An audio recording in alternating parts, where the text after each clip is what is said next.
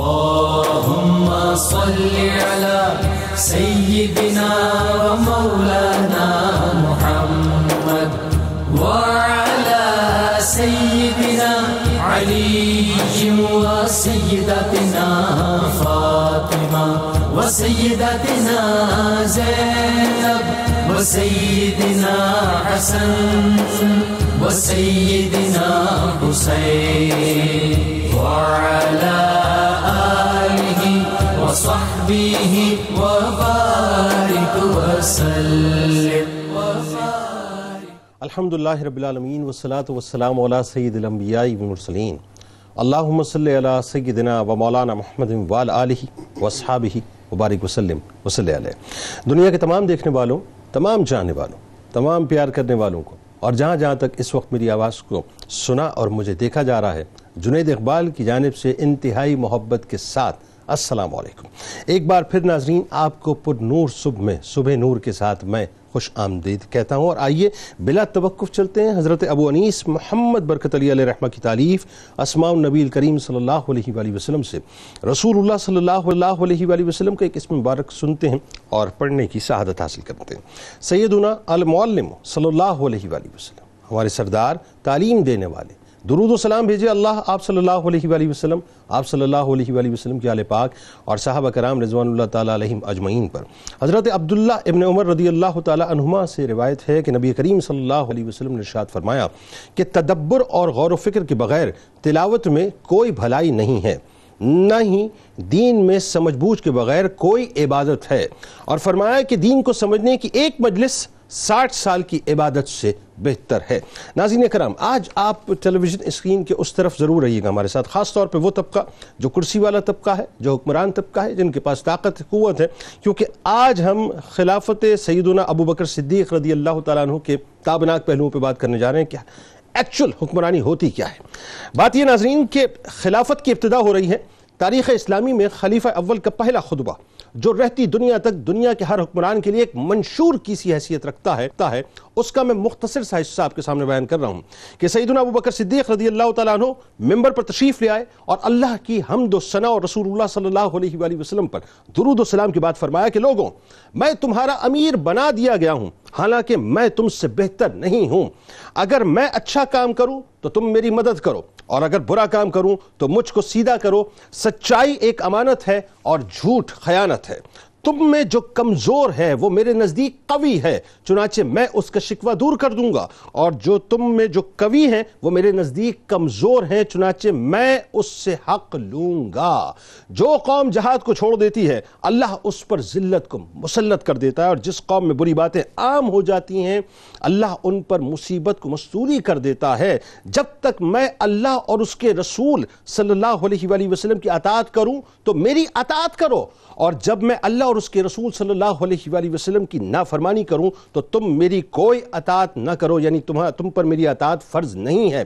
اچھا اب جاؤ نماز پڑھو، اللہ تم پر رحم فرمائے. یہ پہلا خطبہ ہے ناظرین اسلامی دنیا کا، جو یعنی سمجھ لیجئے کہ اسلامک اسٹیٹ کے پہلے خلیفہ کا پہلا خطبہ ہے، جو کہ ایک منشور ہے دنیا بھر کے حکمرانوں کے لیے. سیدنا صدیق اکبر رضی اللہ تعالیٰ عنہ کی خلافت 2 سال اور 3 ماہ تک رہی. ناظرین اس آزمائش کے دور میں صدیق اکبر رضی اللہ تعالیٰ عنہ نے لشکروں کی تیاری، سپہ سالاروں کے صحیح انتخاب اور موضوع تر عمل و ہدایات جاری کرنے میں لاسانی مہم و فراست، تدبر و دور اندیشی کا ایسا مظاہرہ کیا کہ رہتی دنیا تک اس کی ایک مثال دی جاتی ہے. ناظرین یہی وجہ ہے کہ بدترین دشمنان اسلام یہ اعتراف کرنے پر مجبور ہیں کہ اگرچہ صدیق اکبر رضی اللہ تعالی عنہ کا دور مختصر ہے، مگر آن حضرت صلی اللہ علیہ وآلہ وسلم کے دین کی سربلندی آپ ہی کے مرہون احسان ہے.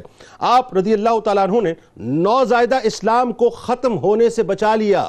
ناظرین کرام، حضرت صدیق اکبر رضی اللہ تعالیٰ عنہ کو اپنے دور خلافت میں بیشتر حصہ اندرونی اور بیرونی دشمنوں سے نمٹنے میں صرف کرنا پڑا، لیکن اس کے باوجود ملک کے نظم و نسق سے آپ مکمل طور پہ یعنی سمجھ لیجئے آگاہ رہے، غافل نہیں ہوئے. فی الحقیقت انہوں نے اپنی قوت ایمانی، تدبر و فراست اور عزم و ہمت کی بدولت نوزائیدہ خلافت اسلامیہ کو اتنا مستحکم کر دیا ناظرین، اتنی مستحکم بنیادیں عطا کر دی کہ جس پر ان کے اولو العزم جانشین حضرت عمر فاروق اعظم رضی اللہ تعالیٰ عنہ نے ایک عظیم الشان عمارت تیار کر دی۔ یعنی میں اگر یہ کہوں جملہ تو غلط نہ ہوگا ناظرین کہ نبی کریم صلی اللہ علیہ وآلہ وسلم نے اسلامک اسٹیٹ کی بنیاد رکھی، اس بنیاد کو صدیق اکبر رضی اللہ تعالیٰ عنہ نے مضبوط فرمایا، اور اس مضبوط بنیاد کے اوپر جو عمارت تعمیر کی ہے وہ عمر فاروق رضی اللہ تعالیٰ عنہ نے کی ہے۔ یعنی آپ سوچئے ناظرین کہ اگر آپ کو ارتداد کیسے ختم ہوگا یہ سوال کرنا ہے، یا ختم نبوت کی محافظت کیسے ہوگی یہ سوال کرنا ہے، تو صدیق اکبر رضی اللہ تعالیٰ عنہ کی بارگاہ میں جانا ہوگا۔ اگر اسلامک اسٹیٹ کی ایکسپینشن کی بات اگر آپ نے کرنی اور سمجھنی ہے تو پھر کہیں اور نہیں، فاروق اعظم رضی اللہ تعالیٰ عنہ کی بارگاہ میں جانا ہوگا۔ اس کی حفاظت کیسے کرنی ہے اگر یہ سمجھنا ہے تو عثمان بن عفان رضی اللہ تعالیٰ عنہ کی بارگاہ میں جانا ہوگا، اور باغیوں سے کیسے نمٹنا ہے، ان کا کیا معاملہ ہوگا، تو پھر کہیں اور نہیں، مولا کائنات مولا علی کرم اللہ وجہ الکریم کی بارگاہ میں جانا ہوگا۔ ناظرین کرام، سرکار دو عالم صلی اللہ علیہ وآلہ وسلم کے ظاہری پردے کے فوراً بعد ایک طرف حضرت اسامہ رضی اللہ تعالیٰ عنہ کی قیادت میں لشکر کی روانگی کا مشکل ترین مرحلہ تھا، تو دوسری طرف ارتداد کا ایک بہت بڑا فتنہ ابھر کر سامنے آیا تھا اور اس کا خاتمہ کرنا تھا۔ اور مانین زکوٰۃ آپ جانتے ہیں کہ اسلامی احکامات کے تابع نہیں ہو رہے تھے تو ان کو تابع کرنا مقصود تھا، اور سب سے بڑھ کر جو فتنہ تھا ناظرین وہ یہ تھا کہ جھوٹے مدعیان نبوت تھے، ان کو ان کے انجام تک پہنچا کر رہتی دنیا تک جو تحفظ ختم نبوت کی علم برداری اور اس کا تاج ہے وہ یقیناً صدیق اکبر رضی اللہ تعالیٰ عنہ نے اپنے سر پر سجایا اور اس کی حفاظت کرنا تھا۔ ناظرین یہ واقعات مملکت اسلامیہ کے لیے ستونوں کی حیثیت رکھتے تھے، ان میں سے ایک ستون بھی اگر ادھر ادھر ہو جاتا ناظرین اور سیدھا نہ ہوتا تو پوری عمارت جو ہے وہ ڈھہ جاتی۔ خلیفہ اول نے جس تدبر، حکمت، عزم و استقامت سے فتنوں کا قلع کما کیا، انسانی تاریخ میں ناظرین اس کی مثال نہیں ملتی۔ ام المومنین سیدہ عائشہ صدیقہ رضی اللہ تعالیٰ عنہ فرماتی ہیں کہ رسول خدا صلی اللہ علیہ وآلہ وسلم کا وصال ہوا اور میرے والد پر ایسے مصائب ٹوٹے کہ وہ حوادث بڑے بڑے مضبوط پہاڑوں پر اگر پڑتے تو وہ پہاڑ بھی ریزہ ریزہ ہو جاتے، لیکن حضور نبی کریم صلی اللہ علیہ وآلہ وسلم جیسے ساتھی کی جدائی کے غم کے باوجود آپ رضی اللہ تعالیٰ عنہ نے تمام کام کو عزم و استقلال کے ساتھ ادا کیا، یعنی تمام معاملات کو یکجا کیا اور تمام تر صلاحیتوں کو بروکار لاتے ہوئے خندہ پیشانی سے نہ صرف مقابلہ کیا بلکہ انہیں جڑ سے اکھاڑ کر ان فتنوں کو پھینک دیا۔ صدیق اکبر رضی اللہ تعالیٰ عنہ نے فتنوں کی سرکوبی کے لیے اتنے مشکل ترین اور قوت ایمانی سے بھرپور فیصلے کیے ناظرین کہ مدینہ منورہ میں ذرا غور کیجئے گا 3 دن اور 3 راتیں ایسی بھی گزری ہیں کہ عورتیں اور بچوں میں کوئی مرد شہر میں موجود نہیں تھا۔ ناظرین اللہ پاک نے حضرات صحابہ کرام رضوان اللہ تعالیٰ علیہ مجمعین کی اس قربانی کو قبول فرمایا اور تمام مخالف جو جتنی بھی فضا تھیں اسلام کے حق میں اس کو ہموار کر دیا اور لوگوں کے لیے ہدایت کے عمومی فیصلے فرما دیے۔ اور دوسری طرف مسلم دنیا کے پہلے خلیفہ کی طرز زندگی ناظرین ایسی تھی کہ بس آخری بات ادا کر رہا ہوں کہ امام حسن مجتبیٰ علیہ السلام فرماتے ہیں کہ حضرت صدیق اکبر رضی اللہ تعالیٰ عنہ نے اپنی وفات کے وقت ام المومنین حضرت عائشہ صدیقہ رضی اللہ تعالیٰ عنہ سے فرمایا کہ دیکھو، اب جملوں پہ غور کیجئے گا، جو آج طاقت کرنے والے لوگ ہیں جن کے پاس کرسی ہے، ذرا سنیے کہ حق کے حکمرانی اگر ہمارا حق ہے تو پھر ایسے حکمرانی ہونی چاہیے جیسے حکمرانی صدیق اکبر نے فرمائی ہے۔ وہ فرماتے ہیں کہ دیکھو، یہ اونٹنی جس کا ہم دودھ پیتے ہیں اور یہ بڑا پیالہ جس میں ہم کھانا کھاتے ہیں یعنی کھاتے پیتے ہیں اور یہ چادر جو اوڑے ہوئے ہوں، یہ سب بیت المال سے لیا گیا ہے۔ ہم ان سے اس وقت تک نفع اٹھا سکتے ہیں جب تک کہ میں مسلمانوں کے امور خلافت انجام دیتا رہوں گا۔ جس وقت میں وفات پا جاؤں تو یہ تمام سامان حضرت عمر فاروق رضی اللہ تعالیٰ عنہ کو دے دینا۔ چنانچہ آپ رضی اللہ تعالیٰ عنہ کا انتقال ہوا تو ام المومنین سیدہ عائشہ صدیقہ رضی اللہ تعالیٰ عنہ نے تمام چیزیں حسب وصیت آپ کو دے دیں۔ سیدنا عمر فاروق رضی اللہ تعالیٰ عنہ نے چیزیں واپس پا کر کیا فرمائی؟ یہ جملے ہیں ناظرین جو بتاتے ہیں کہ حکمرانوں کا لیول کیا ہونا چاہیے۔ فرماتے ہیں کہ اے ابو بکر رضی اللہ تعالیٰ عنہ، اللہ آپ پر رحم فرمائے، آپ نے تو اپنے بعد آنے والوں کو تھکا دیا ہے۔ بس ناظرین آئیے آغاز کرتے ہیں سیدنا صدیق اکبر رضی اللہ تعالیٰ عنہ کے سنہری دور خلافت کے حوالے سے گفتگو۔ ممتاز پینل ہمارے ساتھ موجود ہے۔ پہلی شخصیت ممتاز عالم دین محترم جناب مفتی محمد شاہد مدنی صاحب، دوسری شخصیت ممتاز عالم دین محترم جناب ڈاکٹر سید محمد وقاص ہاشمی صاحب، اور تیسری شخصیت ممتاز عالم دین محترم جناب ڈاکٹر سید محبوب بخاری صاحب، اور انشاءاللہ آخر میں ملک کے معروف شناخواں جناب محمد حسان خورشید صاحب بارگاہ صدیق اکبر رضی اللہ تعالیٰ عنہ میں منقبت کا نذرانہ پیش کریں گے۔ مفتی صاحب آپ سے بات کا آغاز کرتے ہیں۔ سرکار مدینہ صلی اللہ علیہ وآلہ وسلم نے ظاہری پردہ جب فرمایا، آپ کو پتہ ہے تاریخ بتاتی ہے ایک عجیب کیفیت میں صحابہ مبتلا تھے، اس بات کو وہ تسلیم کرنے کو تیار نہیں تھے، یہاں تک کہ عمر فاروق رضی اللہ تعالیٰ عنہ ننگی تلوار لے کے جو ہے وہ گھوم رہے تھے۔ اس موقع پر اس غم کو برداشت کرنا، امت کو مجتمع کرنا اور اس بار کو اٹھا کے آگے بڑھنا، اور پھر خلافت کا جو ہے وہ کنسنسس، میں چاہتا ہوں یہاں سے آغاز کیجیے۔ بسم اللہ الرحمن الرحیم۔ بہت شکریہ جنید بھائی۔ حضرت سیدنا صدیق اکبر رضی اللہ تعالی عنہ وہ منتخب شخصیت ہیں کہ جنہیں اللہ تبارک و تعالی نے اپنے محبوب صلی اللہ علیہ وسلم کی نیابت کے لیے منتخب فرمایا۔ اگر ہم ثانیس نین پر غور کریں تو اس کا معنی ہوتا ہے لا ثالث بینہما، اول، ثانی اور ثالث۔ تو جب غار میں ثانیس نین ہوئے تو اللہ نے آپ کو یہ شان عطا فرمائی کہ آپ کے اور اللہ کے محبوب کے درمیان لا ثالثہ کوئی تیسرا نہ رہا۔ یہ جو لا ثالثہ کی شان ہے، اس کا آغاز ابتدائے اسلام سے ہوا، پھر غار میں ہوا، اور پھر نبی کریم علیہ افضل الصلاۃ والتسلیم کے وصال ظاہری کے موقع پر جب آپ ہجرت فرما رہے تھے تو اللہ نے آپ کو یعنی حضرت سیدنا صدیق اکبر کو نگہبان اول رسول کا ہونے کا شرف عطا فرمایا۔ اللہ اکبر، اللہ اکبر۔ اور جب نبی کریم علیہ افضل الصلاۃ والتسلیم نے وصال ظاہری فرمایا تو اللہ نے آپ کو نگہبان رسالت و شریعت اول ہونے کا شرف عطا فرمایا۔ کیا خوبصورت جملہ ہے، واہ واہ۔ شریعت جو ہے یہ دو معنوں میں استعمال ہوتا ہے۔ ایک شریعت نبی کریم صلی اللہ علیہ وسلم کے وصف کے معنی میں استعمال ہوتا ہے کہ رسول، رسالت، اور دوسرا رسالت کا معنی نبی کریم صلی اللہ علیہ وسلم کے احکام جو آپ نے شریعت کی روشنی میں عطا فرمائے اس کے لیے ہوتا ہے۔ جب ہجرت ہو رہی تھی تو اللہ نے اپنی امانت یعنی محبوب آپ کے سپرد فرمائی کہ ہجرت کروا دیجئے، اور جب وصال ظاہری ہوا تو ان کی جو امانت یعنی شریعت کی روشنی میں تھی وہ بھی حضرت صدیق اکبر کے سپرد کیا۔ وہ کس طرح کہ آپ اس بات کو سمجھ سکتے ہیں کہ صحابہ کرام کے لیے نبی کریم کے وصال ظاہری سے بڑا کوئی صدمہ ہو سکتا ہے؟ اللہ اکبر۔ یعنی صدمے کا عالم کیا ہے؟ ابھی آپ نے ذکر کیا کہ حضرت عمر فاروق اعظم جیسے جلیل القدر صحابی تلوار لے کر گھوم رہے ہیں کہ اگر کوئی یہ کہے گا کہ نبی کریم صلی اللہ علیہ وسلم کا وصال ہوا تو میں اس کی گردن اڑا دوں گا، یعنی یہ جذبات کا عالم ہے۔ حضرت عثمان غنی کے بارے میں آتا ہے کہ جب آپ تک یہ خبر پہنچی تو آپ بیٹھے ہوئے تھے تو آپ کے قدموں میں جان نہ رہی۔ اس طرح اچانک صدمہ ملتا ہے نا تو بندہ کھڑا نہیں ہو پاتا، تو حضرت عثمان غنی کھڑے نہیں ہو پا رہے تھے۔ حضرت علی المرتضیٰ شیر خدا تک جب یہ خبر پہنچی تو آپ کی کیفیت کا عالم یہ تھا کہ آپ جہاں پر کھڑے ہوئے تھے وہیں پر صدمے سے بیٹھ گئے۔ اب اس موقع پر ایک ایسا مجاہد درکار تھا کہ جو اس کیفیت میں تمام حالات کا ادراک بھی رکھے، صحابہ کرام کو اس منشور پر جمع بھی کرے جو نبی کریم علیہ افضل الصلاۃ والتسلیم نے عطا فرمایا، اور صحابہ کرام کی تسکین کا سبب بھی بنے۔ چنانچہ حضرت سیدنا صدیق اکبر نے کمال تدبر کے ساتھ جو اللہ نے آپ کو عطا فرمایا، چونکہ آپ کا انتخاب ہوا تھا، اور اللہ جو مقام دیتا ہے وہ چہرہ اور مال دیکھ کر نہیں دیتا، دل دیکھ کر دیتا ہے، اور حضرت سیدنا صدیق اکبر رضی اللہ عنہ وہ ہیں کہ جن کے قلب اطہر کو دیکھ کر نبوت کے بعد جو سب سے اعلیٰ مقام تھا وہ اللہ نے آپ کو عطا فرمایا۔ آپ برسر ممبر تشریف لائے اور آپ نے فرمایا کہ وما محمد الا رسول قد خلت من قبلہ الرسل۔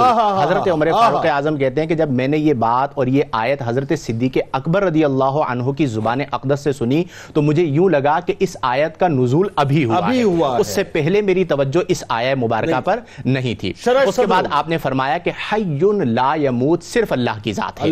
نبی کریم علیہ افضل الصلاۃ والتسلیم نے وصال ظاہری فرما لیا ہے، اور آپ ہمارے درمیان سے اسی طرح تشریف لے گئے جس طرح پہلے انبیاء اور رسول تشریف لے گئے۔ جہاں تک اب یہ وہ موقع تھا کہ جو آپ واحد وہ شخصیت ہے جس نے تمام طبقہ صحابہ کو سنبھالا، اور پھر اس کے بعد جو خلافت کی آپ نے بات کی تو حضرت صدیق اکبر اول خلیفہ ہیں اس طور پر کہ اجماع ہوا انصار و صحابہ کا، یعنی انصار و مہاجرین صحابہ کا، اور نبی کریم علیہ افضل الصلاۃ والتسلیم نے جس کی طرف اشارہ کیا کہ اپنی حیات ظاہری میں مصلی آپ کو عطا فرما دیا۔ تو حضرت علی نے یہی تو جملہ فرمایا تھا، جی ہاں، حضرت علی نے یہی جملہ تو فرمایا تھا کہ جب اللہ کے رسول نے ہمارے دین کا آپ کو امام بنا دیا تو ہم اپنی دنیا کا امام آپ کو کیوں نہ بنائیں۔ اور صاحب بدایہ و نہایہ نے لکھا کہ جب حضرت علی رضی اللہ عنہ سے کسی نے کہا کہ آپ نومینیٹ کر دیجئے خلافت کو، تو آپ نے فرمایا کہ میں وہ کام کیسے کروں جو کام اللہ کے رسول نے نہیں کیا؟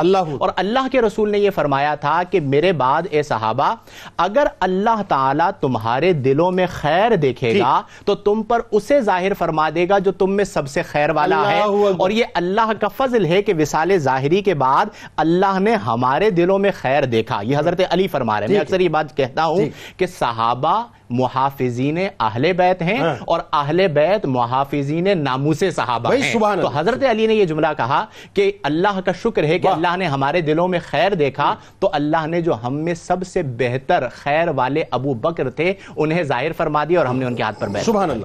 یعنی کتنی خوبصورتی سے ساری بات اس وقت جو ہے وہ سمجھ آ گئی کہ بنیادی طور پر صدیق اکبر رضی اللہ تعالیٰ عنہ کا انتخاب جو ہے وہ قدرت کی طرف سے ہوتا نظر آ رہا ہے. ہاشمی صاحب اچھا اب بات یہ ہے کہ آپ کا کنسنسس ہے کیونکہ انصار و مہاجرین اس بات پہ متفق کہ جی آپ ہمارے امیر ہونے چاہیے اور پھر اشارے بھی ظاہر ہے مستقل مل رہے تھے.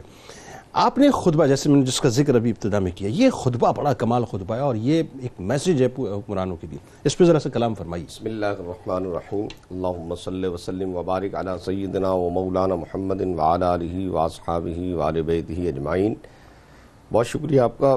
سب سے زبردست بات تو آپ ابتدا میں بڑی شاندار طریقے سے بیان کر چکے ہیں کہ یہ اسلامی ریاست پہلی اسلامی ریاست ہے, نوزائیدہ اسلامی ریاست ہے اور اس قدر خلفشار کی فضا ہے. اس خلفشار کی فضا میں حضرت ابوبکر صدیق رضی اللہ تعالیٰ عنہ بقول حضرت مولا علی کے کہ ایسے شجاع ہیں کہ آپ کی شجاعت اس دن دیکھنے والی تھی جس دن صحابہ اکرام علیہم رضوان کے دلوں پر غموں کا پہاڑ ٹوٹا ہوا ہے. اللہ اللہ اللہ اللہ. اور بنو ثقیفہ کے میدان میں جب آپ پہنچے ہیں جہاں انصار و مہاجرین سب جمع ہیں, اس موقع کے اوپر ہر طرف سے عجیب و غریب سی بولیاں بولی جا رہی ہیں. وہاں حضرت ابوبکر صدیق رضی اللہ تعالیٰ عنہ کا علم وہ آپ نے بیان فرمایا اور صحابہ اکرام کو وہ بات یاد دلائی کہ رسول اللہ صلی اللہ تعالیٰ علیہ وآلہ وسلم نے ارشاد فرمایا تھا کہ الائمۃ من القریش, اللہ امام قریش میں سے ہوگا. اللہ اکبر. یہ نہیں کہ تمہاری کسی بھی حیثیت کی وجہ سے امام بنایا جائے گا, امام بنایا جائے گا قریش میں سے اور عرب قریش کو امام قبول کریں گے. ٹھیک ہے. پھر جب آپ خلافت کے منصب پر فائز کیے گئے تو پہلی بات آپ نے کیا فرمائی کہ میں نے خلافت کا منصب کبھی نہیں چاہا, میں نے کبھی دعا نہیں کری, یہ خلافت کا منصب مجھے دے دیا گیا ہے. ٹھیک ہے. میں کمزور ہوں, مجھے طاقتور تمہیں بنانا ہے. اللہ اب جب میں اللہ اس کے رسول کی اطاعت کروں گا تمہیں میری اطاعت کرنی ہے. یعنی ایک جملہ دیکھیں کتنا قیمتی ہے کہ آپ کا انکسار دیکھیں کہ میں سب سے کمتر ہوں تم میں. عاجزی ہے نا. اللہ اکبر. یہ وہی اصل میں غار ثور میں جو بلا اکتساب فیض حاصل کیا تھا مکتب نبوی سے, یہ اس کا اظہار ہو رہا ہے. اللہ اللہ. کلام فرمائیے. اللہ رب العزت نے آپ کو جو مقام اور مرتبہ دیا ہے, آپ اس مقام اور مرتبے پہ فائز ہونے کے باوجود سب کے سامنے یہ جملہ فرما رہے ہیں کہ تم مجھ سے بہتر تھے یا تم میں مجھ سے بہتر لوگ موجود ہیں. حضرت عمر بھی ہیں, حضرت ابو عبیدہ بن جرہ بھی ہیں, لیکن مجھے بنایا گیا, مجھے ذمہ داری دی گئی ہے.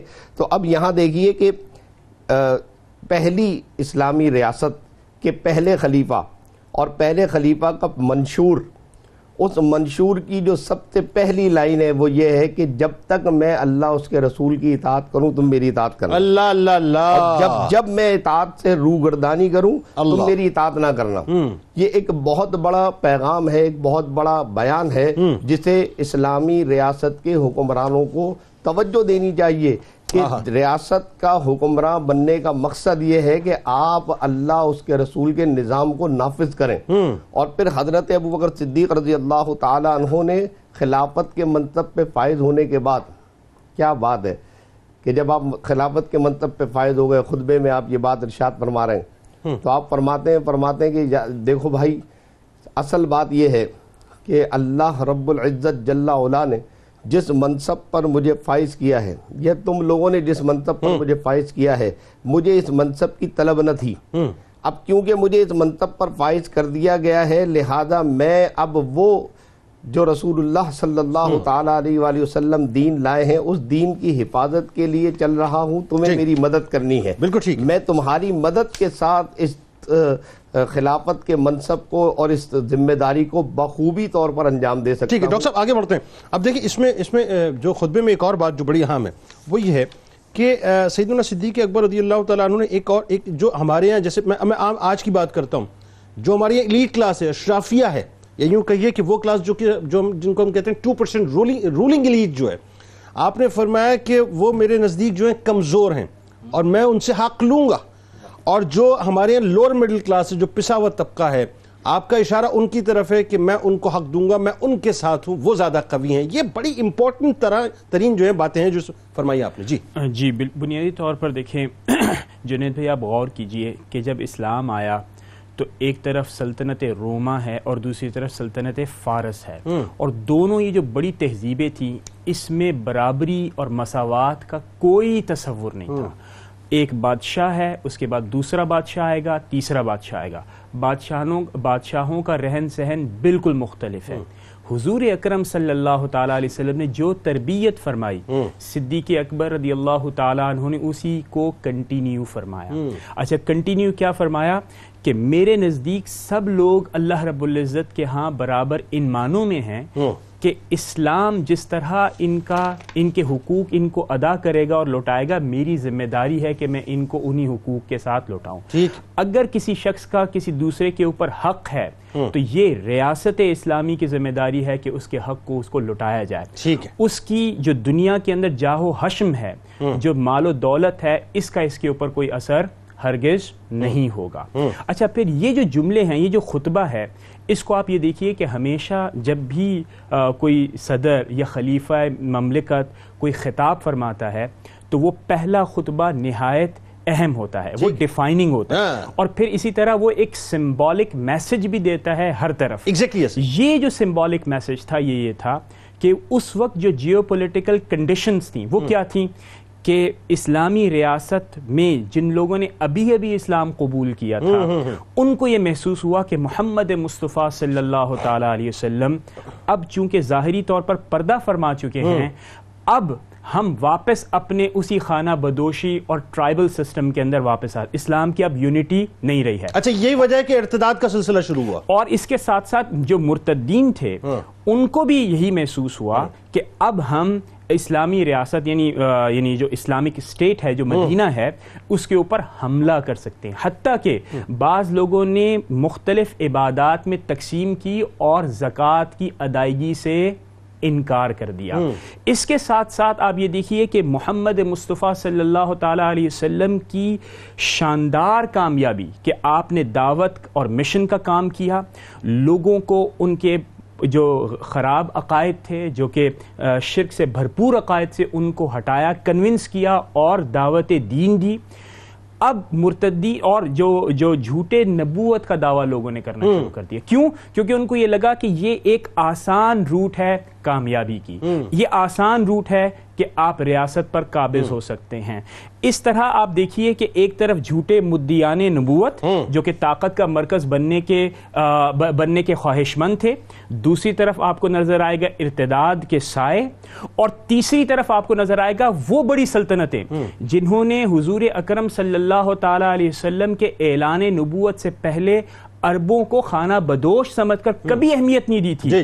اب جب حضور نے ایک پوری بہترین شاندار کمیونٹی ڈیولپ فرمائی اور اسلام کی دعوت پھیلنے لگی اطراف و اکناف کے اندر، تو انہیں بھی اب خطرہ محسوس ہوا، اور ان کو یہ لگا کہ that is the right time, کہ اس وقت چونکہ چیزیں ویک ہیں تو ہم اب اٹیک کر سکتے ہیں، ہم اپنی کنسپیریسیز کر سکتے ہیں، اور ہم ان کو ہمیشہ کے لیے ختم کر سکتے ہیں۔ لیکن ایک اور بات ڈاکٹر صاحب جو بڑی امپورٹنٹ ترین، وہ مطلب میں حیران ہوں اس بات پہ، سرکار علیہ السلام نے کیا صدیق اکبر رضی اللہ تعالیٰ عنہ کو منتقل فرمایا، کیا کمال بہادری، شجاعت اور تدبر اور تفکر عطا فرمایا کہ جتنا بڑا فتنہ بپا ہوا تھا، یعنی مدینہ کے پورے اطراف و اکناف میں، طائف میں، مکہ میں، آپ نے اس کی سرکوبی کر دی، اور 2 برس اور 3 ماہ تو کچھ بھی نہیں ہوتے۔ جی بالکل، اسی لیے تو آپ یہ دیکھیں کہ تاریخ حضرت صدیق اکبر کو کیوں یاد رکھتی ہے۔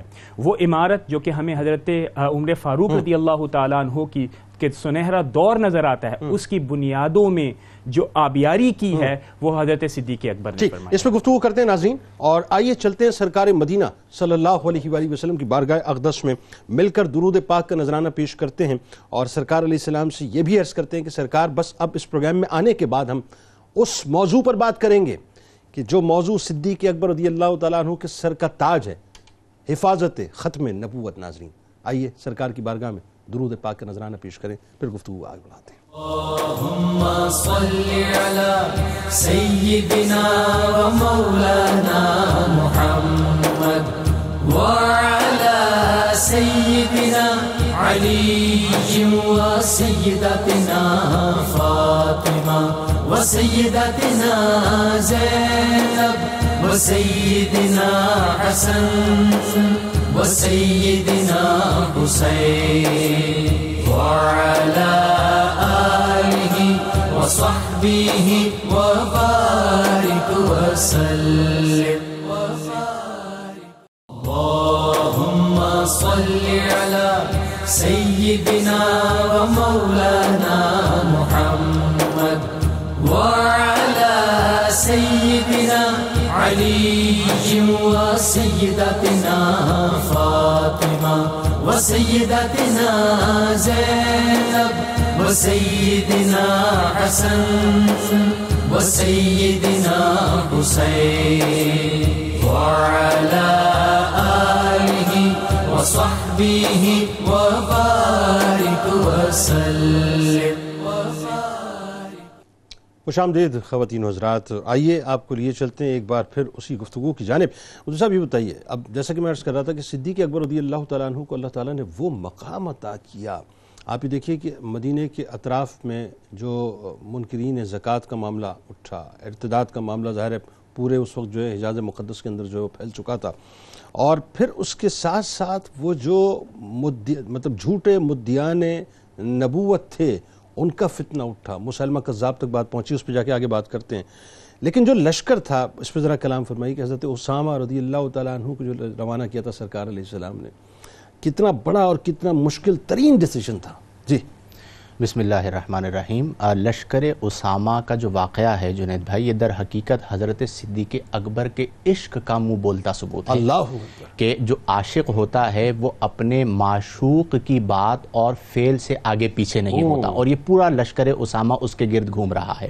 بیک گراؤنڈ اس کا یہ ہے کہ نبی کریم صلی اللہ علیہ وسلم نے اپنی حیات طیبہ میں جنگ موتا کا بدلہ لینے کے لیے ایک لشکر تشکیل دیا تھا، جس کا حاکم اور جس کا سپہ سالار آپ نے زید بن حارثہ کے بیٹے حضرت اسامہ بن زید کو بنایا تھا، اور اکابر صحابہ کرام اس لشکر میں موجود تھے، حضرت صدیق اکبر بھی تھے، حضرت عمر بھی کیا بات ہے، اور اس دوران نبی کریم صلی اللہ علیہ وسلم نے وصال ظاہری فرما دیا، جیسا کہ آپ نے ذکر کیا اور ڈاکٹر صاحب نے بھی ذکر کیا کہ وصال ظاہری کے فوراً بعد فتنہ ارتداد آ گیا اور مختلف قبائل کی طرف سے آیا۔ اب لشکر اسامہ تیار نبی کریم نے کیا تھا، روانہ نبی کریم نے کرنا تھا، تکمیل صدیق اکبر نے کرنی تھی۔ اب جب فتنہ ارتداد آیا تو بعض صحابہ کرام نے دو مشورے دیے۔ پہلا مشورہ یہ دیا کہ یا امیر المؤمنین آپ اس لشکر کی روانگی کو موقوف کر دیجیے، اللہ، چونکہ ظاہری حالات کا تقاضا یہ ہے کہ یہاں پر جو فتنے ہیں پہلے ہم ان سے نمٹ لیں، بعد میں باہر کی جنگ ہو جائے گی۔ تو آپ رضی اللہ عنہ نے عشق، اور عقل بھی یہی کہتی ہے، لیکن عشق تو پھر عشق ہے، اور اس کا جواب تو پھر بڑی بڑی عقلوں کو خاموش کرا دیتا ہے۔ یعنی بالکل اس طرح کی بات ہے معذرت کے ساتھ کہ مطلب اس مثال کے طور پہ اس اسٹوڈیوز کے باہر اگر خدا نخواستہ آگ لگے تو میں تو سب سے پہلے یہ کہوں گا اس آگ کو بجھائیے صاحب، آپ وہ دور کی آگ کی کیا پرواہ کریں۔ بالکل ظاہر بات یہی تھی، لیکن عشق صدیق اکبر نے جو جواب دیا صحابہ کرام اس پہ خاموش ہوئے۔ آپ نے فرمایا کہ خبردار، تم مجھے اس لشکر کو بھیجنے سے منع کر رہے ہو جو اللہ کے رسول نے تشریف دیا تھا، اور وہ جھنڈا جو اللہ کے رسول نے باندھا تھا وہ میں کیسے کھول سکتا ہوں۔ یہ وہ جواب تھا کہ جس پہ صحابہ کرام نے خاموشی اختیار کی۔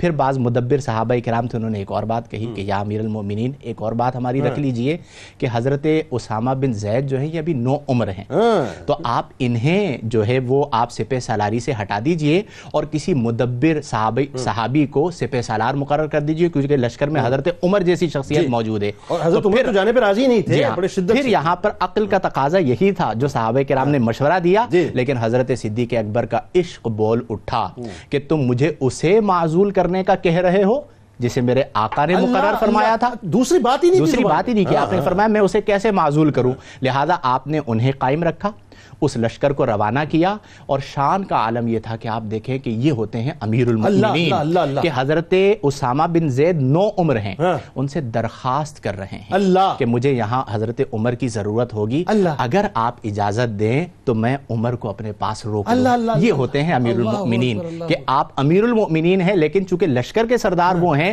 تو آپ درخواست کر رہے ہیں۔ چنانچہ حضرت عمر کو روک لیا، اور جب آپ روانہ ہو رہے تھے تو کیا شان ہے کہ آپ پیدل چل رہے ہیں اور حضرت اسامہ بن زید گھوڑے پر سوار ہیں، اور کچھ دور تک آپ جاتے ہیں تو حضرت اسامہ چونکہ 9 عمر ہیں، شرم بھی آتی ہے، عرض کرتے ہیں یا امیر المؤمنین آپ مجھے کم از کم اتنی اجازت دے دیجئے کہ میں بھی اتر کے آپ کے ساتھ چلوں۔ تو آپ نے فرمایا نہیں، مجھے اپنے پاؤں اللہ کی راہ میں گرد آلود کرنے دو، اور کیا میں وہ نیکیاں حاصل نہ کروں کہ جو ہر قدم پر اللہ تعالیٰ مجاہد کو 700 نیکیاں عطا فرماتا ہے۔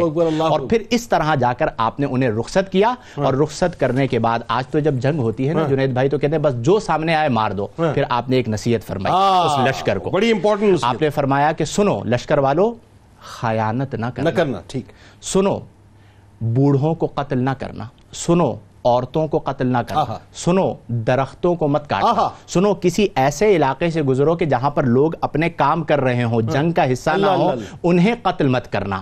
یعنی آپ نے امانت کا، دیانت کا، صدق کا، ان تمام چیزوں کی نصیحت کر کے روانہ کیا، گویا کہ پہلے خلیفہ اس بات کا پیغام دے رہے کہ اسلام نے جو جنگی نظام دیا اس میں یہ نہیں ہے کہ ہر ایک کو قتل کر دیا جائے، بلکہ اس میں بھی جو تلوار رکھ دے اسے بھی امن دیا جا رہا ہے، اور دیگر لوگوں کو امن کا پیغام دیا جائے۔ صلی اللہ علیہ وسلم۔ اچھا اب بات یہ ہے ڈاکٹر صاحب، آپ ذرا سے یہاں سے تھوڑا سا بات کو تھوڑا سا آگے بڑھاتے ہیں اور یہیں سے ٹو کیجئے کہ یہ لشکر گیا، اللہ تعالیٰ نے جو ہے فتح و نصرت عطا کی، یہی لشکر واپس آیا، اب جو مانین زکوٰۃ ہیں ان کا رویہ، ان کا مزاج تبدیل ہونا شروع ہو گیا، اور پھر آپ نے جو 11 لشکر پھر مزید ترتیب دی ہے، ذرا بتائیے۔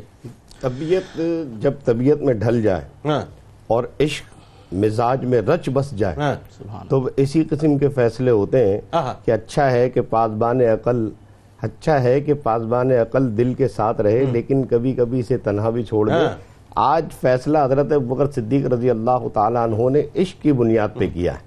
آج وہ فیصلہ کیا ہے کہ دنیا کے تمام عقل مند اور دانش مند حیران ہیں، اور حضرت اسامہ رضی اللہ تعالیٰ عنہ کے اس قافلے کے جانے اور آنے کا جو اثر پڑا ہے، وہ اثر یہ ہے کہ ارد گرد کے جتنے بھی لوگ ہیں اور جس قدر بھی سلطنتیں ہیں جو پر تول رہے تھے، ان سب کو سمجھ میں آ گیا کہ ان کے 17 سال کے نوجوان بچے سپہ سالاری کر رہے ہیں اور مظفر لوٹ رہے ہیں، کامیاب لوٹ رہے ہیں۔ یہ وہ قوم نہیں ہے کہ جن سے لڑا جا سکے، کیونکہ سیانوں سے لڑنا آسان ہے، دیوانوں سے لڑنا آسان کام نہیں ہے۔ محمد مصطفیٰ صلی اللہ علیہ وسلم کے وہ چاہنے والے ہیں، وہ جانثار ہیں کہ جن کی جانثاری کی مثال دنیا میں قائم ہے، اب ایسی کوئی مثال پیدا نہیں کر سکتا۔ ارد گرد کے جو قافلے ہیں، حضرت علامہ جار اللہ محمود بن زمخشری تفسیر کشاف میں اس پورے نقشے کو بیان کر رہے ہیں۔ کم و بیش کوئی 11 فرقے مرتدین کے پیدا ہو چکے ہیں، اور ان میں جو نامور ہیں فزارہ ہے، اطفان ہے، بنو سلیم ہے، مالک بن نبیرہ یہ وہ شخص ہے کہ جس نے زکوٰۃ دینے سے منع کر دیا تھا۔ اچھا اب یہاں علامہ عینی نے ایک نقطہ لکھا ہے جو سمجھنے والا ہے۔ آپ فرماتے ہیں کہ زکوٰۃ کی فرضیت کا انکار اور امام کو زکوٰۃ پہنچانے، یعنی کہ زکوٰۃ جو ہے نا وہ مرکز میں جمع ہوگی۔ یہ جو آج ہمارے یہاں نظام زکوٰۃ ہے کہ ہر شخص اپنے طور پر دے رہا ہے، ایسا نہیں ہے، بلکہ ہے یہ کہ زکوٰۃ کی جو رقم ہے وہ مرکز جائے گی، مرکز پوری سوسائٹی میں تقسیم کرے گا۔ مالک نبیرہ نے یہ کہا کہ بھئی ہم مرکز کو جمع نہیں کرائیں گے۔ حضرت ابوبکر صدیق رضی اللہ تعالیٰ نے فرمایا کہ ایک اونٹ کی رسی بھی اگر کسی نے نہیں دی نا، میں اس سے بھی جہاد کروں۔ بلکہ انہوں نے تو توجہ یہ نکالی نا کہ یہ زکوٰۃ چونکہ صرف رسول اللہ صلی اللہ علیہ وآلہ وسلم ہی کلیکٹ کر سکتے تھے اور انہی کو دینی تھی، تو اس کے علاوہ ہم کسی اور کو نہیں۔ باقاعدہ قرآن مجید کی وہ آیت ہے خذ من اموالہم صدقۃ تطہرہم وتزکیہم بہا، کہ وہ یہ سمجھتے تھے یا ان کا شبہ تھا یا وہم تھا کہ بھئی حضور ہی اس کے لینے والے تھے، اب وہ نہیں رہے تو لہذا یہ ختم ہو گئی۔ تو حضرت ابوبکر صدیق رضی اللہ تعالیٰ عنہ نے فرمایا کہ نہیں، ایسا نہیں ہے، بلکہ یہ زکوٰۃ مستقل طور پر ایک رکن ہے، جس طرح نماز ایک رکن ہے۔ من فرق بین الصلاۃ والزکوٰۃ، جتنے نماز اور زکوٰۃ کے درمیان فرق کیا اس نے کفر کیا۔ اچھا ایک تو یہ کہ وہ مانین زکوٰۃ جو تھے وہ ظاہر وہ اب جو ہے تابع ہونا شروع ہو گئے، کیونکہ وہ لشکر آ گیا، اس کی ہیبت کہ جی مسلمانوں کی طاقت اپنی جگہ، 11 لشکر آپ نے مزید ترتیب دیے جو جتنے بھی ارتداد پسند لوگ تھے ان کی طرف جو روانہ کیا آپ نے. لیکن اس کے ساتھ ساتھ ایک معاملہ جو ہے وہ بہت، اور بات وہی ہے کہ جیسا کہ ابھی ہاشمی صاحب فرما رہے تھے کہ میں تو اسی بات کو جانتا ہوں، اور حقیقت یہ کہ مفتی صاحب بھی بات کہہ رہے ہیں کہ اچھا ہے دل کے ساتھ رہے، پاسبان عقل، لیکن کبھی کبھی اسے تنہا بھی چھوڑ دے. تو یہ جو تنہا چھوڑنے والی بات ہے، انہوں نے تو مکمل طور پہ تنہا چھوڑا ہوا تھا کہ اس کے علاوہ دوسری کوئی بات ہی نہیں تھی. اچھا، اب محافظ ختم نبوت کا معاملہ ساتھ ساتھ آتا ہے، یہ بڑی امپورٹنٹ بات ہے، ذرا اس پہ کلام فرمائیے کہ ایک طرف جو ہے وہ اسود انسی اٹھ رہا ہے، ایک طرف تلیہ اٹھ رہا ہے، ایک طرف جو ہے اپنا بعد میں تلیہ کا معاملہ جو ہے وہ روایتوں میں آتا ہے کہ جی وہ جو ہے پھر ایمان لے کے آ گئے تھے اور طائب ہو گئے تھے. لیکن مسیلمہ کذاب کا معاملہ، اور اس میں سوال میں جملہ مطلب جو ہے وہ ادا کرنا چاہتا ہوں کہ میں جب بھی ڈاکٹر صاحب پڑھتا ہوں تاریخ اسلام کو، میں انگشت بدندہ اس اعتبار سے کہ پوری تاریخ اسلامی میں جتنی شہادتیں ہو رہی ہیں 256 257 کے قریب ہیں، لیکن جنگ یمامہ کی بات آتی ہے، ناموس رسالت کی محافظت کی بات آتی ہے تو 1200 سے اوپر شہادتیں، جس کے اندر 700 حفاظ ہیں مسیلمہ کذاب کے خلاف. ذرا یہ بتائیے کہ صدیق اکبر کے سر کا تاج حفاظت ختم نبوت ہے. جی دیکھیں، بنیادی طور پر اسلام کی لیجیٹیمیسی کہ حضور اکرم صلی اللہ تعالیٰ علیہ وسلم کا یہ فرمانا کہ میرے بعد کوئی اور نبی نہیں ہے، اور اسلام ایک یونیورسل، ایک آفاقی دین ہے جو کہ حضور اکرم صلی اللہ تعالیٰ علیہ وسلم اپنے ساتھ لائے. اب جب ایک نئی ریاست کی بنیاد پڑ رہی ہے اور اس میں اس نازک موقع پر ہر آدمی بڑھ چڑھ کر یہ کر رہا ہے کہ وہ نبوت کا دعویٰ کر رہا ہے، مسیلمہ جس کو حضور اکرم صلی اللہ تعالیٰ علیہ وسلم نے کذاب فرمایا، اس نے تو حضور کے دور میں اس بات کا اعلان کر دیا اور اس کی سرکوبی کے لیے اہتمام کیا گیا. اسی طرح اسود عنسی ہے جس کی سرکوبی کے لیے اہتمام کیا گیا. جو اہم بات ہے وہ یہ ہے کہ صحابہ کرام میں اونچ نیچ اس حوالے سے رہی کہ کسی کو کیا مشورہ دیا گیا، جیسے کہ حضرت اسامہ کے لشکر کے حوالے سے بات کی گئی، منکرین زکوٰۃ کے حوالے سے بات کی گئی، لیکن تمام صحابہ کے اس بات پر اتفاق تھا، ایک لمحے کے لیے بھی تذبذب نہیں آیا کہ جن لوگوں نے نبوت کا جھوٹا دعویٰ کیا ہے ان کے ساتھ کیسا سلوک ہونا چاہیے. اللہ اکبر. اللہ. اس کے بعد دوسری بات جس طرف آپ اشارہ کر رہے ہیں، اس سے اس بات کا بھی اظہار ہوتا ہے کہ اسلامی جمعیت یا اسلامی معاشرت یا اسلام بطور دین اس بات کو ٹالریٹ نہیں کر سکتا کہ کوئی بھی شخص کھڑا ہو، یا ایون یعنی کہ کوئی بھی شخص کھڑا ہو کہ وہ نبوت کا دعویٰ کر دے، اس سے دلیل کا طلب کرنا بھی دراصل اپنے ایمان کو مشکوک بنانے کے مترادف ہے. پھر یہ صرف زبانی جنگ نہیں ہے. حضرت صدیق اکبر رضی اللہ تعالیٰ عنہ نے ہمیشہ کے لیے اس معاملے کو ختم کر دیا کہ ان کے ساتھ نہ ڈائیلاگ ہوگا، نہ کمپرومائز ہوگا، بلکہ میدان عمل میں آ کے ان کا خاتمہ کیا جائے گا. چنانچہ مسیلمہ کذاب، اس کا خاتمہ کیا گیا. اسود انسی کا میں نے ذکر کر دیا. اس کے ساتھ ساتھ طلیحہ بن خویلد جو تھے ان کو دعوت دی گئی اور انہوں نے واپس اسلام کی طرف رجوع کیا. اسی طرح دیگر لوگ بھی تھے. اب بنیادی بات بھی سمجھ سجا کر کے ایک عورت بھی جی، سجا ایک عورت شادی کی تھی مسلمہ بالکل. اور پھر وہ جب جنگ کا معاملہ آیا تو وہ بھاگ گئی اور بھاگنے کے بعد اس کا انتقال، اس نے بھی نبوت کا دعویٰ، اس نے بھی نبوت کا دعویٰ کیا تھا. یعنی جیسے میں نے ابتدا میں یہ کہا کہ ایک چلن چل پڑا تھا کہ اب یہ موقع ہے اپنی ریاست، اپنی سلطنت، اپنی جاہ و حشم کو بڑھا لیا جائے، اور ان کو لگا تھا کہ کوئی بھی نبوت کا دعویٰ کرے گا قابل قبول ہوگا. نہیں، کوئی بھی دعویٰ نبوت کا کرے گا کوئی بھی قبول نہیں ہوگا. اہم بات آپ دیکھیے کہ اور غور کیجیے، اور وہ یہ ہے کہ اس جنگ میں صحابہ کرام کی اس کثرت سے شہادت اس بات کی علامت ہے کہ مسلمانوں کے لیے یہ کتنا لطیف، کتنا اہم اور کتنا سنجیدہ معاملہ ہے کہ اس کو کسی بھی طور پر ٹالریٹ نہیں کیا جا سکتا. مطلب میں تو حیران ہوں، میں وہی تو عرض کر رہا ہوں کہ یہ میسج آپ کی طرف سے بھی جانا چاہیے کہ پوری اسلامی تاریخ، ایک طرف اسلامی تاریخ کی شہادتیں 256-57 کے قریب، اور دوسری طرف صرف ایک جنگ جو مسیلمہ کذاب جو جھوٹے مدعی نبوت کے خلاف تھی، 1200 سے اوپر شہادتیں. بالکل. یعنی اس سے آپ یہ سوچئے کہ اس طرف بھی کتنی طاقت انوالو تھی اور ادھر سے بھی خوب اس کا مقابلہ کیا گیا، اور میدان میں آ کر اس پورے فتنے کو ختم کیا گیا. اور اس میں یہ دیکھیے کہ اس میں شہادتیں اتنی میٹر نہیں کی. کیوں؟ اس لیے کہ اہم مسئلہ یہ تھا کہ اس کا خاتمہ کیا جائے. یعنی اس کو ہم ان نمبرز میں کاؤنٹ نہیں کریں گے کہ ہماری طرف سے کتنے لوگوں نے جام شہادت نوش کیا، بلکہ میٹر کیا کرتا ہے کہ ایک جھوٹے شخص کو ہمیشہ کے لیے ختم کیا جائے، کیونکہ وہ اللیجیٹیمیٹ دعویٰ ہے. اس سے اسلام کے اندر ایک فتنہ، ایک انتشار پیدا ہوگا. اور دیکھیے جو لیگیسی حضرت صدیق اکبر نے رکھی وہ ہے پولیٹیکل سٹیبلٹی، ریلیجیس سٹیبلٹی. اور اس ریلیجیس سٹیبلٹی کے لیے ضروری کیا چیز تھی کہ اس امت کے اندر ایک اتحاد اور اتفاق کی فضا قائم ہو. ٹھیک. اچھا وقت چونکہ بہت کم ہے، ظاہر ہے پولیٹیکل اسٹیبلٹی کی بات ہوئی، اور میں نے ابتدا میں ایک بات کہی نا کہ یہ پلانٹیشن آپ نے کی جس پہ عمارت جا کے کھڑی ہوئی ہے. اچھا اب بات یہ ہے کہ اب چونکہ حفاظ کرام کی شہادتیں ہو گئیں تو قرآن کو جمع کرنے کا مسئلہ آ گیا. بہت شارٹ کامنٹ آپ تینوں کا کہ یہ بھی بہت بڑا کارنامہ ہے صدیق اکبر رضی اللہ تعالیٰ عنہ. جی ہاں، تمام کارناموں میں یہ ایک ایسا عظیم کارنامہ ہے کہ گویا کہ ہم یوں کہیں گے کہ وَإِنَّا لَهُ لَحَافِظُونَ، جو اللہ نے فرمایا تھا اس فرمان کی تکمیل حضرت صدیق اکبر نے کی.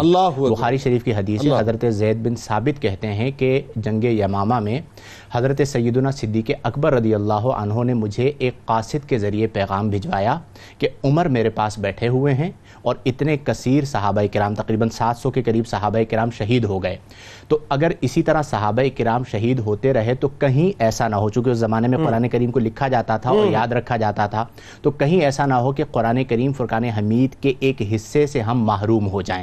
لہذا ان کی مشاورت سے میں یہ چاہتا ہوں کہ جمع قرآن کیا جائے. اور پھر حضرت زید بن ثابت رضی اللہ عنہ نے اور دیگر چند صحابہ کرام نے یہ کارنامہ سر انجام دیا کہ جو اللہ کا کلام نازل ہوا تو وہ محفوظ ہو گیا. آخری بس آپ یہ بتائیے کہ سیاسی طور پہ جو کارنامے انجام دیے ہیں صدیق اکبر رضی اللہ تعالیٰ عنہ، بہت شارٹ کامنٹ. ان میں ایک بیت المال بھی ہے. بیت المال جو رسول اللہ صلی اللہ علیہ وسلم نے بنایا، اس کو طریقے سے اس میں ایک نظم قائم کیا. اور بیت المال کی حضرت عمر رضی اللہ تعالیٰ عنہ فرماتے ہیں کہ جب صدیق اکبر رضی اللہ تعالیٰ عنہ کا انتقال ہوا ہے تو بیت المال خالی پڑا ہوا تھا.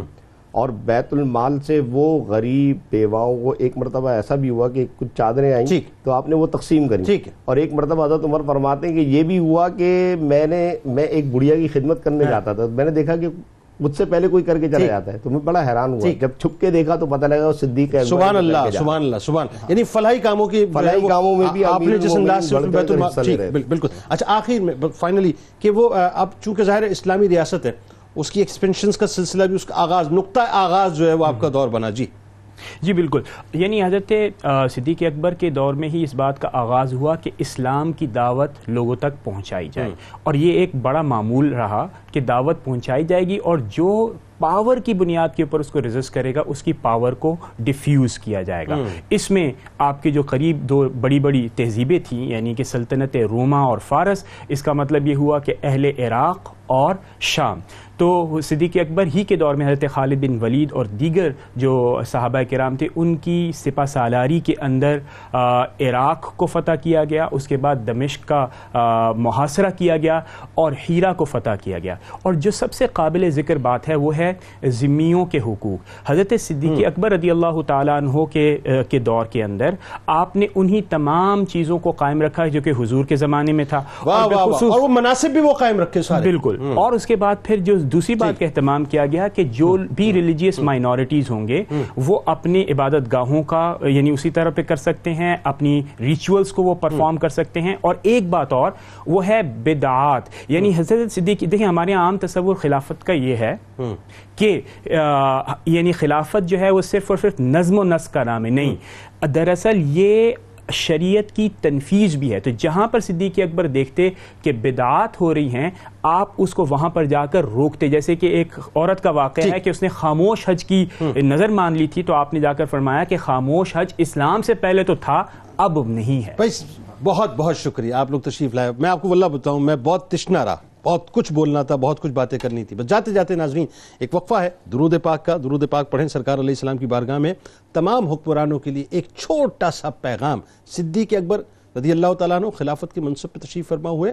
اب بات یہ ہے کہ سیلری کتنی ہوگی، تو بڑا خوبصورت اعلان ہے کہ جتنی مدینے میں ایک مزدور اجرت لیتا ہے اس کے برابر خلیفۃ المسلمین کو سیلری دی جائے گی. اگر یہ پیمانہ سیٹ ہو جائے ناظرین پھر کسی اور پیمانے کی ضرورت نہیں. آئیے درود پاک کا نذرانہ اور پھر انشاءاللہ حسان بن خورشید ہمارے ساتھ موجود ہوں گے. اللهم صل على سيدنا ومولانا محمد وعلى سيدنا علي وسيدتنا فاطمة وسيدتنا زينب وسيدنا حسن وسيدنا حسين وعلى آله وصحبه وبارك وسلم. اللهم صل على سيدنا ومولانا محمد وعلى سيدنا علي وسيدتنا فاطمة وسيدتنا زينب وسيدنا حسن وسيدنا حسين وعلى آله وصحبه وبارك وسلم. خوش آمدید خواتین و حضرات. اور ابھی ہمیں جوائن کیا ہے ملک کے معروف ثنا خواں جناب حسان بن خورشید صاحب نے. آپ کو خوش آمدید. السلام علیکم. آخر میں انشاءاللہ ان سے کلام سنتے ہیں. آئیے چلتے ہیں کتاب الشفا کی جانب اور ہچکی کا علاج آپ کو بتاتے ہیں. 3 سانس میں پانی پئیں اور ہر سانس پر 7 مرتبہ اللہ تبارک و تعالیٰ کا اسم گرامی یا حفیظ پڑھیں. انشاءاللہ بہت جلد ہچکی ختم ہو جائے گی. سیدنا صدیق اکبر رضی اللہ تعالیٰ عنہ کا قول مبارک ہے کہ مجھے 3 چیزیں بہت زیادہ محبوب ہیں. کیا کمال بات ہے. حضور نبی کریم صلی اللہ علیہ وآلہ وسلم کے چہرہ اقدس کو تکتے رہنا، حضور نبی کریم صلی اللہ علیہ وآلہ وسلم کی ذات بابرکات پر اپنے مال کو خرچ کرنا، اور تاجدار کائنات صلی اللہ علیہ وآلہ وسلم کی بارگاہ اقدس میں حاضر رہنا. روزنامہ 92 نیوز میں ناظرین آج آپ اس مضمون کو پڑھ سکتے ہیں. سیدنا صدیق اکبر رضی اللہ عنہ کی خلافت کتابناک پہلو. ٹویٹر پہ اگر ابھی تک آپ نے ہمیں فالو نہیں کیا فالو کر لیجئے. فیس بک پیج کو اگر ابھی تک آپ نے لائک نہیں کیا لائک کر لیجئے. اور اگر ابھی تک آپ نے ہمارے یوٹیوب چینل کو سبسکرائب نہیں کیا سبسکرائب کر کے بیل آئیکن کو ضرور کلک کر لیجئے. یہاں ہمارے اسکالرز موجود، وہاں آپ موجود. ببانگے دوہل مل کے نعرہ لگاتے ہیں. صاحب اس دعا، اس امید، اس یقین کے ساتھ اجازت دیجئے کہ لا یؤمن احدکم حتی اکون احب الیہ من والدہ وولدہ والناس اجمعین. اللہ تعالیٰ آپ کا، ہمارا، ہم سب کا، پاکستان کا اور امت مسلمہ کا حامی و ناصر ہو. اللہ حافظ. آمین. پاکستان کا مطلب کیا؟ لا الہ الا اللہ محمد رسول اللہ صلی اللہ علیہ وآلہ وسلم. جناب کیوں نہ ہو سارا جہاں نغمہ سرا صدیق کا، کیوں نہ ہو سارا جہاں نغمہ سرا صدیق کا، ہے کلام اللہ ہمیں بھی تذکرہ صدیق کا. کیوں نہ ہو سارا جہاں نغمہ سرا صدیق کا، اور ناز کیوں نہ ہو صداقت پر تیری کونین کو، ناز کیوں نہ ہو صداقت پر تیری کونین کو. ہو گیا حق سے لقب تجھ کو عطا صدیق کا، ہو گیا حق سے لقب تجھ کو عطا صدیق کا.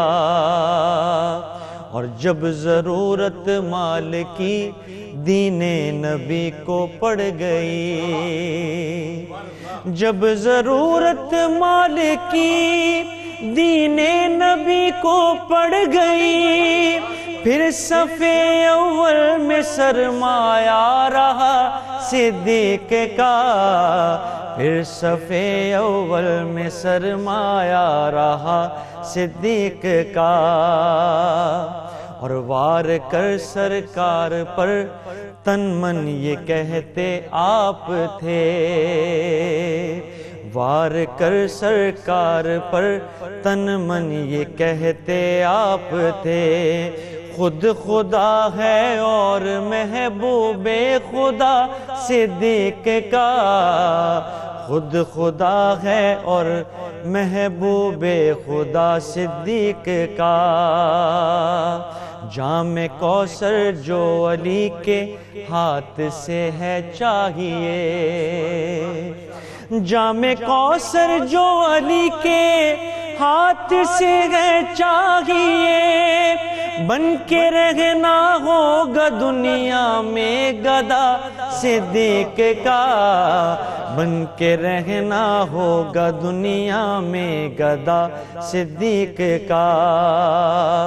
تم بھی مظہر دل کے کانوں سے صدا سنتے رہو، تم بھی مظہر دل کے کانوں سے صدا سنتے رہو، پڑھ رہے ہیں جو قصیدہ اولیاء صدیق کا، پڑھ رہے ہیں جو قصیدہ اولیاء صدیق کا، کیوں نہ ہو سارا جہاں نغمہ سرا صدیق کا، کیوں نہ ہو سارا جہاں نغمہ سرا صدیق